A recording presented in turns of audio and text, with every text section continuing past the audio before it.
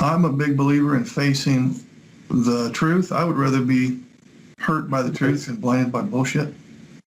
I've always been that way. And I had an NT wife email me today as well. You know, you could use neurodiverse instead of autism spectrum disorder because, you know, these guys are sensitive, and I think that they, you know, my husband is real sensitive, and he doesn't want to, you know, admit that he might have this disorder. And so you've heard of this term, right? Neurodiverse, and it, you know, it's a politically correct term, and it would, you know, be a little more sensitive. So duly noted, but I don't think you guys are that fragile that I have to be. I'm not really into being politically correct. Plus, I use neurodiversity to describe the couples. When I say neurodiverse couples, I mean one has autism, one does not. So the reason I'm not willing to use neurodiverse for you guys is because there's no shame involved. To use neurodiverse to kind of sugarcoat it a little bit implies that there's something to be ashamed of. No. Period. ASD level 1 is what we're referring to now. There's 2 other levels. It has to do with levels of functioning. You're already aware of that. You guys are all ASD level 1, which is high functioning. So think of ASD level 1 as simply I don't like the term disorder, though, I will tell you that. Because there again, that sounds like there's something wrong or bad or to be ashamed of. So I do not like the term disorder. So I guess I do want to be politically correct on that. I prefer to call it a condition or a different way of thinking because I think that's more in alignment with the reality of things. And you could think of it as a condition of social skills being low, social needs being low, logic being high. And that's kind of your saving grace. That is your strength, your logic. We wouldn't have this computer we're talking on right now if we didn't have somebody on the autism spectrum, Asperger's syndrome, and back in that day, Bill Gates. The engineering field is full of people on the spectrum. Computer sciences, they're all over the place. It's almost a stretch to call you guys in the minority because there's so many undiagnosed people crawling around all over the planet. If we could get to the bottom of things, we might find that 30% or 40% of people, the entire people on the planet, are on the spectrum.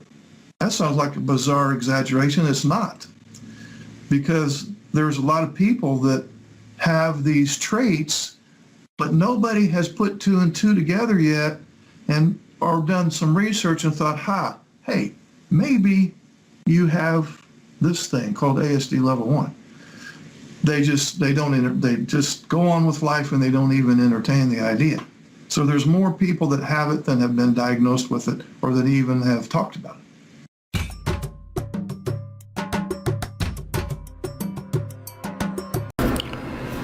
So sometimes when your neurotypical spouse is, quote, nagging, complaining, getting angry with you, unquote, it often downloads in the ASD brain as, I'm not good enough, she's being critical of me, she's trying to control me, etc. So in other words, you, we'll use the example of the husband with autism spectrum disorder, are taking her comments very personally. You're taking her behavior as a personal affront. But what's really going on there, at some level, has very little to do with you specifically or with you alone. It's about the situation.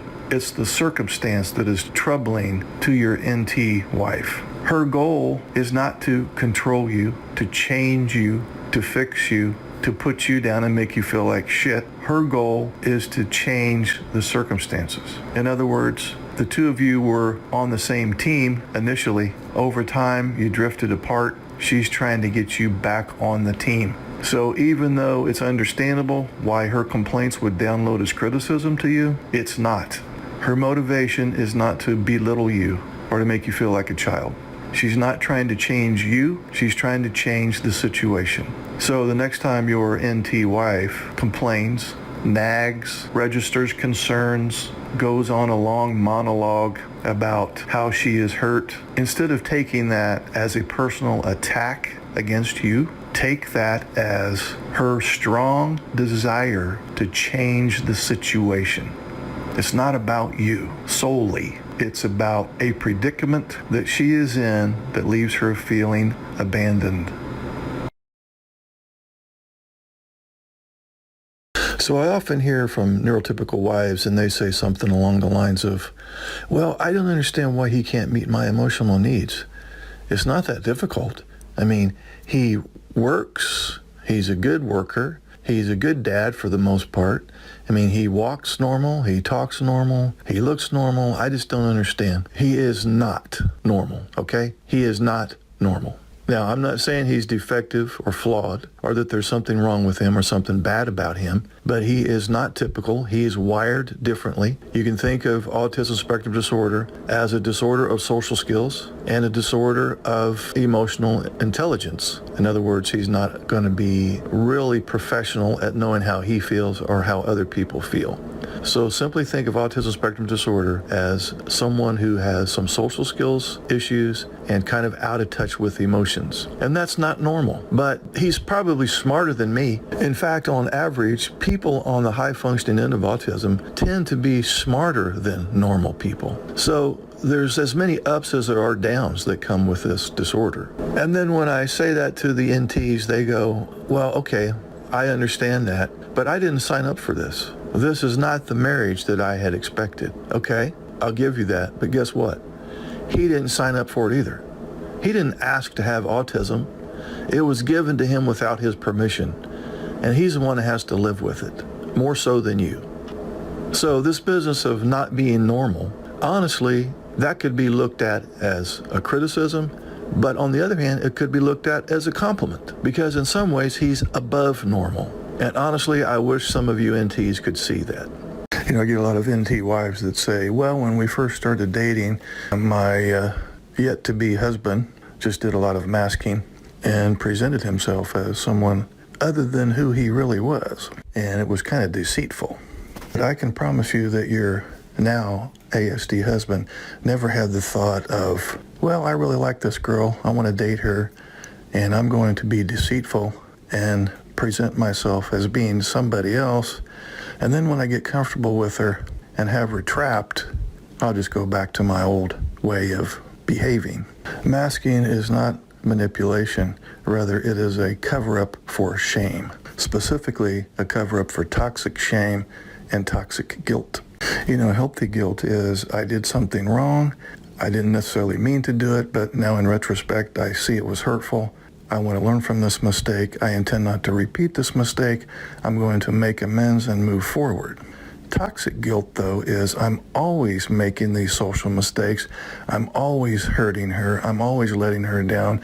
I never seem to get it right. Doesn't matter what I say or do, it's never good enough. This in turn leads to toxic shame, which is because I'm always making these mistakes repeatedly and can never seem to learn from my mistakes. Therefore, I am a mistake.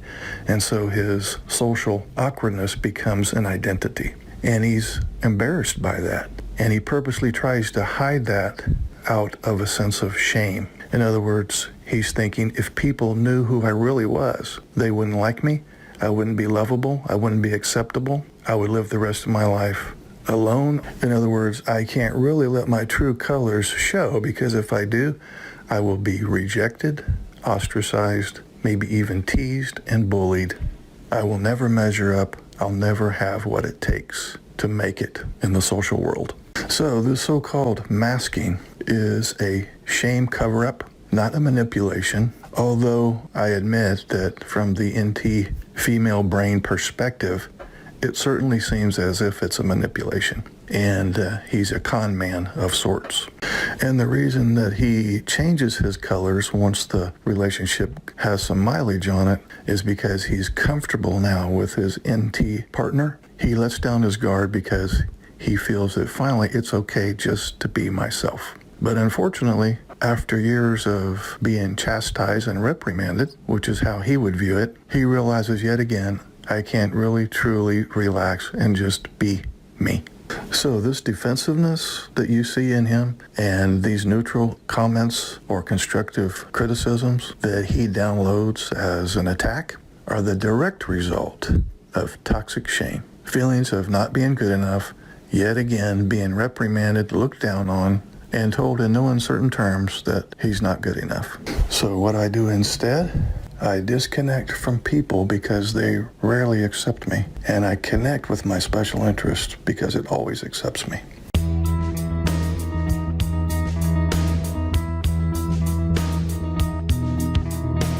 I'm going to just give you a brief overview of why some of the traits of ASD level 1 cause a problem in the relationship.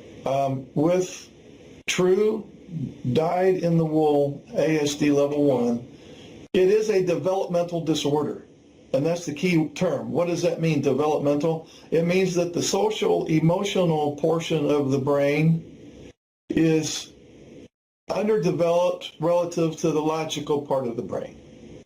So if you have ASD level 1, you're somewhat low in social and emotional intelligence. That doesn't mean that you don't have social skills or that you don't have empathy, although she may argue that point.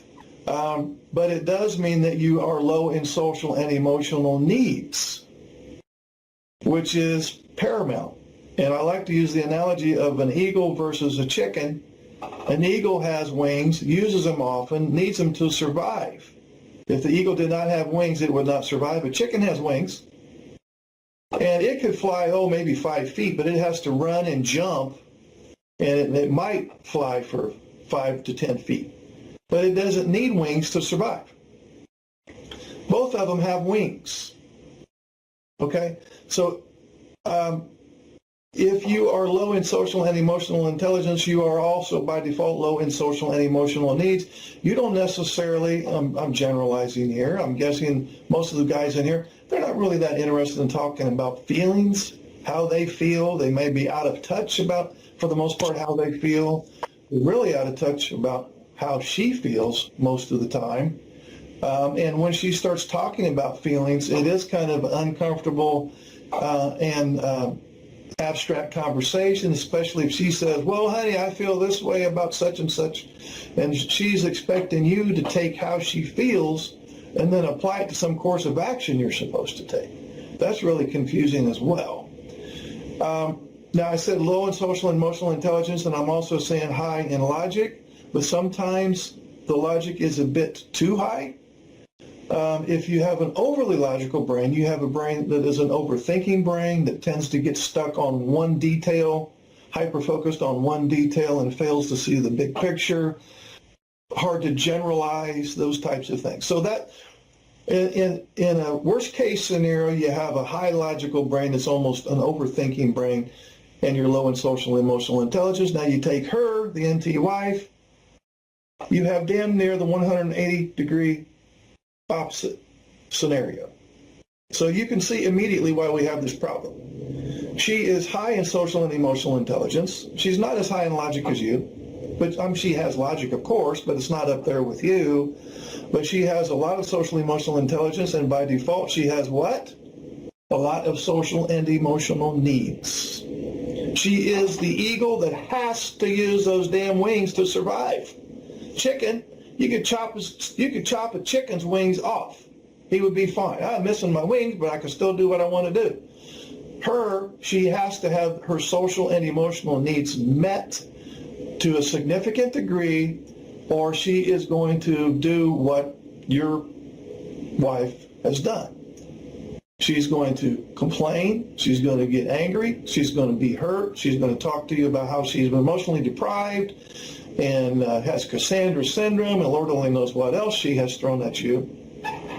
So this is why we have that dilemma. So the moral to this little speech is it shouldn't be a big surprise to you why there's conflict. And nobody is doing anything wrong. You aren't bad people in here that are behaving badly, and you're purposely trying to be selfish, insensitive, uncaring, narcissistic, sociopathic, and whatever other things she's called you. I'm guessing that the vast majority, if not everybody in here, wants to make her happy. You really wanted to make her happy. You tried to do right, but what I've run into with guys that on the spectrum is they haven't quite figured out how to get that done, and they often say, it doesn't matter what I say or do, it's never good enough. And honestly, they're tired of being a failure. And they're tired of hurting her. And so what ends up happening is they kind of start disconnecting. Because, you know, if you're no good at basketball, and every time you get out there on the court, you're an embarrassment to the team, eventually you go, this, and you sit on the bench.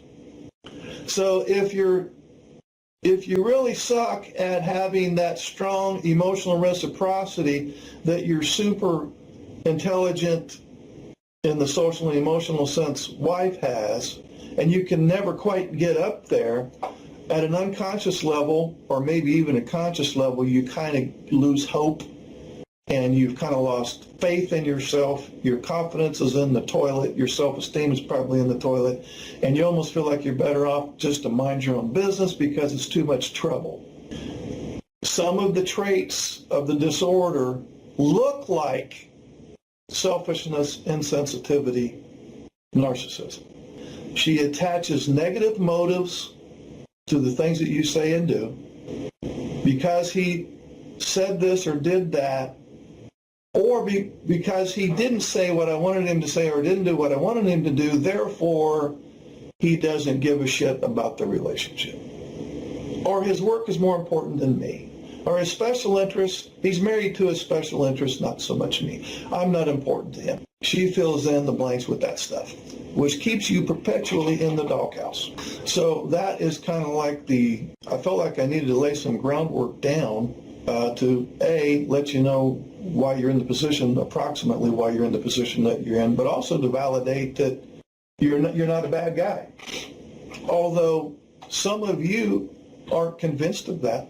There's a big difference between healthy guilt and toxic guilt. Healthy guilt is, I seem to say the wrong thing sometimes, and I don't follow through like she wants me to sometimes, and that's a mistake. I intend to do better. That's just healthy guilt. There's nothing wrong with that. But some of the guys in here have made the leap from healthy guilt to toxic guilt, and that is, I'm always messing up. I never get it right. I'm always doing the wrong thing, saying the wrong thing, or I'm supposed to be doing or saying something, and I never do that. And I'm always failing her. And that toxic guilt leads to toxic shame because I'm a social failure in her eyes, therefore I'm a failure as a person.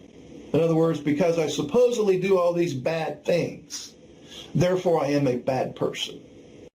And I run into guys on the spectrum that they are there with the toxic shame, that they really believe that at their core they're flawed, defective somehow, which really makes it almost impossible to have a relationship with her, because if you've gone that far, you've convinced yourself that there's no use in trying. When I try, it's not even a neutral thing. If I try, I make it worse.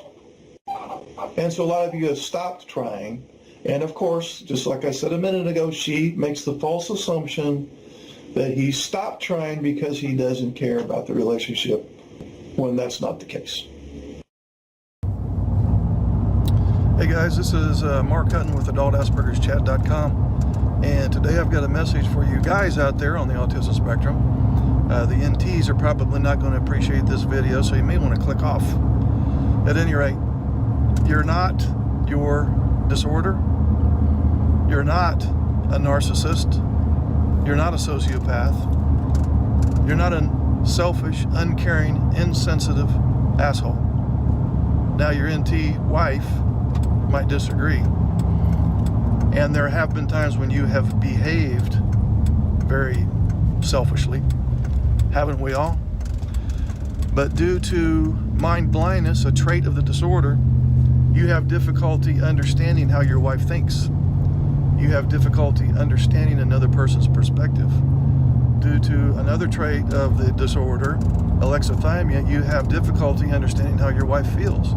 And so sometimes these deficits, we'll call them, may download in your NT wife's brain as he is being selfish and uncaring. So that's totally understandable.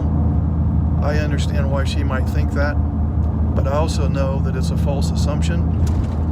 You never woke up one day and thought, God, I really don't have anything better to do with my time or my energy than to argue with my wife and to be as rude as possible to piss her off. I don't think you ever had that thought. That may have been the end result of a particular conversation, but that wasn't your motivation. Oftentimes your motivation is to avoid anxiety, especially if it's a difficult conversation with her. And so sometimes your anxiety reduction technique has been some form of a meltdown or some form of a shutdown or some form of false agreement. And what I mean by that is you were listening to your wife, or she thought you were, and you were saying things like, yeah, okay, honey, yeah, sure, yeah, I'll get it done, yeah, whatever you say, just so you could hurry up and get the conversation over with because it was stressing you out. So your anxiety reduction strategies have often made a bad problem worse, and it does appear to her as you're being, that you don't care about the relationship and that she's not important. So I want to validate that part on her end, but I also want to make the message here in this video, and that is you are not your disorder. You are not your traits. Your intentions were not to purposely be hurtful. Not that you've never sought revenge, I'm sure you have, but that's been the exception rather than the rule. And I'm going on record as saying your motivation has never been, or rarely has been, to be selfish, uncaring, insensitive, narcissistic, sociopathic, or any other labels that you have been stuck with. You are not your labels. You are not your disorder. You are not somebody who is intentionally going around trying to spray on people like a skunk.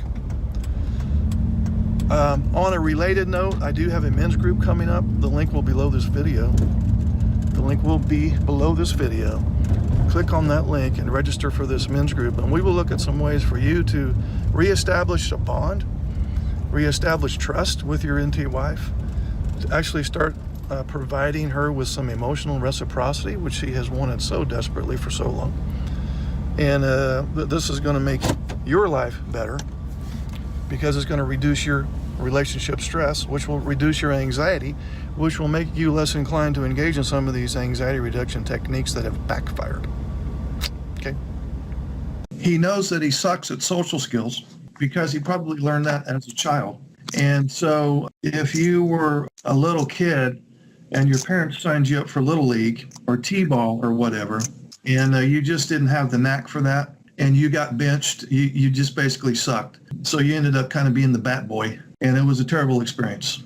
I'm never playing baseball again. I suck at that. I was never any good at it. They started me way out in the outfield, and then the coach wasn't even happy with me way out there, and he just benched me, and I just sat on the bench the entire season. So now that I have been benched by the coach, and I know that I'm not a good baseball player, and then somebody comes along and says, oh, well, would you like to join this team and learn how to play baseball? It's like, no, I've already been around that block. I suck at it. No, I don't have any interest in learning baseball or learning how to be a better pitcher or a better batter. And I'm perfectly fine not playing baseball. And so that's exactly what's going on with your husband, is that he knows he's terrible at it. He's had a bad experience with it. And talking is a social activity. Of course he doesn't want to talk. And it's a shame that he feels that way because social skills can be taught. And the give and take in conversation can be taught. And he would actually get to the point where he probably enjoy conversing and enjoy talking because he's actually doing it fairly adeptly for the first time in his life. So he might even find some joy in having conversation about something other than his topic of interest.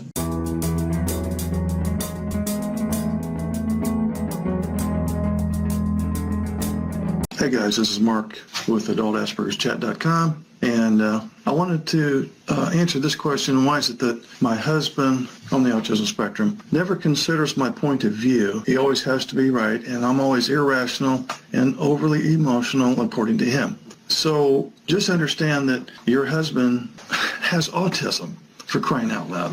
Autism. Okay, not an allergy or something like that. It's a neurocognitive disorder that affects many areas of functioning. This could include difficulty with basic understanding of rules of society, especially if these rules are not obvious. You know, there's a lot of hidden rules. Some are written, some are spoken, and some are learned through observation and intuition. He doesn't have intuition like you do. So a person on the autism spectrum has difficulty understanding social cues. He has difficulty with implied directions. He is a visual learner in a verbal world, and he has difficulty reading between the lines. You, as a neurotypical spouse, can do all of this stuff naturally and intuitively. You don't have to even think twice about it. Your husband with autism, he learns facts. He learns facts. He does not take in all of what is happening around him that involves the rest of the world, only what directly impacts him. He's not taking in the stuff that happens around him. He only takes in the stuff that impacts him. So your husband has probably had many conversations that have generally been about knowledge, facts, figures, and whatnot, but not about feelings and interactions. Emotions and emotional reciprocity are foreign to him, especially if he has some mind blindness issues or some alexithymia. So as a result, he does not really know how the social world works and what one is supposed to do in various socially tricky situations. And guess what is the most socially trickiest situation? Being with you, the NT wife. So the being in the dark about what to do in socially tricky situations can apply to even the smallest situations that you, as wife, may take for granted. Not knowing the unspoken rules of situation causes anxiety with him, which leads to many of the behavioral problems that you witness as your husband tries to impose his own sense of order on the world he doesn't fully understand. So your husband creates if he is typical of other people on the autism spectrum, he literally creates his own set of rules for everyday functioning to keep things from changing and thereby minimizing his anxiety. He has mind blindness, he has alexithymia. This creates a lot of unpredictability, and unpredictability creates a lot of anxiety. So to reduce his anxiety, he's going to create as much predictability as possible. So that means he does not want change, especially surprise changes. He wants a lot of routine and structure. So sometimes he just makes up the rules when it's convenient. Other times he attempts to make them up by looking for patterns, rules, or the logic of a situation to make it less chaotic for him and more predictable and understandable. So if there are no rules for an event or situation, if your husband is typical of the run-of-the-mill autistic brain, he will create his own rules from his own experiences based on what he has read, seen, or heard. He will often have a great deal of information to use in reaching his conclusions and forming his opinions. So as a result, some of his conclusions are correct, some of them are wrong. So your husband will rarely consider your point of view if he does not consider you to be knowledgeable on the topic in question. And most of the things that you bring up with him, he does not view you as an expert, so therefore your opinions on a particular matter may be disqualified. So if you can't or don't provide facts, that's how he thinks, facts, not emotions. So if you can't or don't provide facts and evidence that back up your opinion will mean nothing. And so he will argue with you about your opinions if they're different from his, and he may even download your differing opinion as criticism. So he thinks that his opinion is more logical, so he chooses his opinion. And he probably may view you as illogical, overly emotional. And honestly, that does represent rigid thinking on his part, which is a trait of autism. We could say in general that the person on the autism spectrum finds it difficult to be flexible, finds it difficult to consider alternative views, especially if he's already reached a conclusion. So new ideas can be difficult to accept. He may say something along the lines of, I'd rather do it the way I've always done it. And so being forced to think differently can cause a lot of anxiety. So never overestimate your autistic husband's understanding of a situation based on his high intellectual ability and his other strengths, because in most other domains of life, he appears perfectly normal and probably excels. And so you would think, Well, if he does so great at work, and if he's like the smartest guy over there, and he's an engineer or a computer scientist, and I mean, he does really well. How come he doesn't get the social stuff? Because ASD is a developmental disorder. Developmentally, his social emotional brain is stunted. So he's going to understand logic, facts, figures. He's going to be task-oriented. He's going to want to work with objects and things, not so much people. He's someone who has not fully figured out how the social world works. He's not figured out how the emotional world works. And he could use a roadmap, quite honestly, and a set of instructions on how to deal with some intricate social things and the emotional intricacies that go along with a romantic relationship or a marriage. That's where you come in, the compassionate coach. He's probably smarter than you on many levels, but when it comes to social emotional stuff, he's more like a 14-year-old. That sounds like an exaggeration. It's not. So you could become a compassionate coach and help him with his blind spots, which they will always be in the social and emotional realm of things. You can't complain yourself out of a problem. This is a message to both the NT spouse as well as the spouse on the autism spectrum. A lot of times, couples believe that if they complain loudly enough and long enough, the other person will be motivated to change. I got some hot news for you. Your complaints are not the other person's motivation to change. In fact, quite the opposite. It will be his motivation to dig his heels in even deeper. So we're going to call this problem focus as opposed to problem solving. So you can do problem focusing or problem solving, but not at the same time. Let me specifically talk to the NT ladies now. If you just need to vent and get angry and have an emotional vomit in his lap for your own therapeutic purposes, just to get things off your chest, that's fine. Go ahead and do it. But just know you're not going to be able to solve the problem with complaining. There is something to be said about venting. Sometimes you just have to get things off your chest, and that's fine. But again, you're just putting a Band-Aid on the symptom for the moment. You're not addressing the entire root cause. Sadly, what I run into too much is the couple is so resentful that they literally are not in a mental condition to work on the problem. They wouldn't be able to get into conflict resolution mode even if they willed themselves into it. And the harder they try in that state of mind, the worse it gets. In this case, it would be good for the NT wife to find her therapist, and then for the guy on the autism spectrum to find a different therapist, and for them to work on themselves individually and get their own issues ironed out. Then and only then will they be in a position to work on the relationship. You have to work on yourself first if you're so deep in the rabbit hole that conflict resolution is not even possible. So in many cases, there's a war going on in your home, the war of wills. It goes something like this. You need to change. You could change if you would just try harder. If you would just do better, we would be in a better position. And then the other party goes, I can't change. There's some things I can, some things I can't. You're complaining about the things I cannot change. And it goes back and forth, accusatory, trying to change the other person. And now you're stuck in the problem rather than the solution. So again, you can focus on the problem or you can focus on the solution, but you can't do both at the same time. And again, it's okay to vent, to get angry, to express your hurts. That's fine. There's a time and place for that. But if that's all you do, then you're basically living your life in pure hell. That gets old, and there's really no reason to live that way.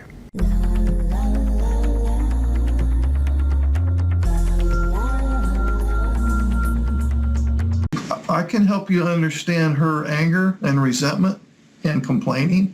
When she was young, a young girl, she's playing with dolls, she's playing house, she's pretending like she's married, she's all these fantasy things and childlike play were evolved from a very young age. As you know, if you've raised any daughters, she's already gearing up for her big day, marriage.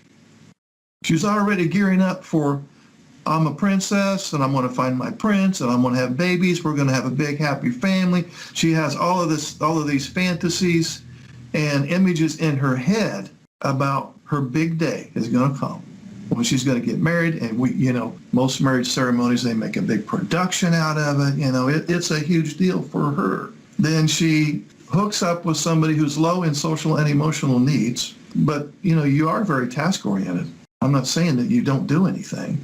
You're very task oriented, and you like to do things for her. But anyway, she marries somebody on the autism spectrum. She's not getting the emotional reciprocity that she had imagined in her fantasy. And so, as sarcastic as this sounds, and this probably is the case with your wife, she feels kind of ripped off. It's like, I got tricked, I got fooled, I've been cheated out of my dream. This is not what I signed up for. This is not at all what I was expecting as a 16-year-old girl that was already looking forward to someday, having a family and whatnot. You weren't having that thought at 16 years old. You didn't have the thought one time, gosh, I cannot wait to get married and have kids. I'm really looking forward to that day. You never had that thought at all. You're more concerned maybe with playing your games or some kind of special interest thing. So in summary, she feels like her dreams have been stolen, and she feels like she's at the wrong movie.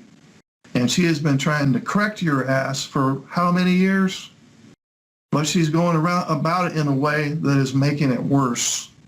And in some cases, she, the NT, has become his number one source of anxiety. And I have lost track of the number of guys who have come right out and said, I'm afraid of her.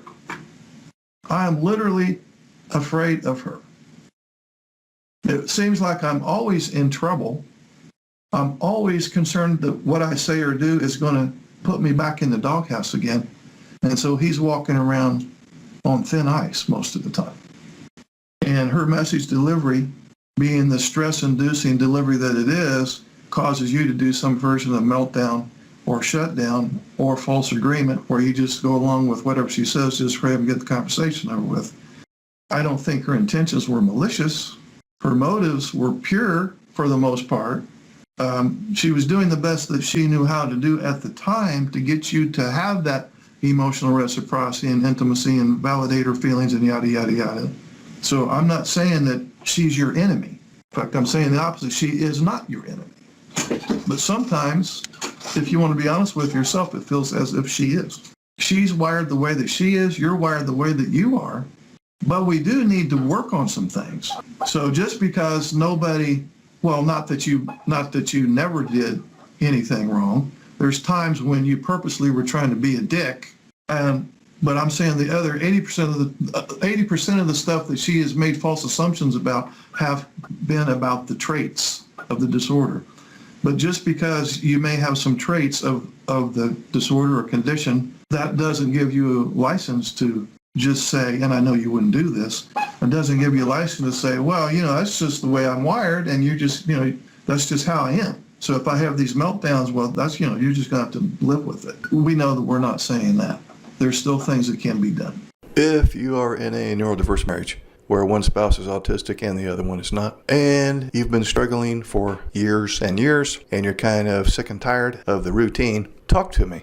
Use me as your personal coach. I have groups, and I keep these groups small so that you can get a lot of one-on-one attention. I have 3 Q&A groups, one for ASD husbands, one for neurotypical wives, and I have a couples group where both spouses can attend. I also have 2 instructional groups, Cassandra Syndrome Recovery Group, to help you cultivate some strategies to recover from years of emotional deprivation, and the Men's Masterclass, in which we take a deep dive on developing social skills and emotional literacy in the context of the neurodiverse marriage. We meet 1 hour a week for 4 weeks.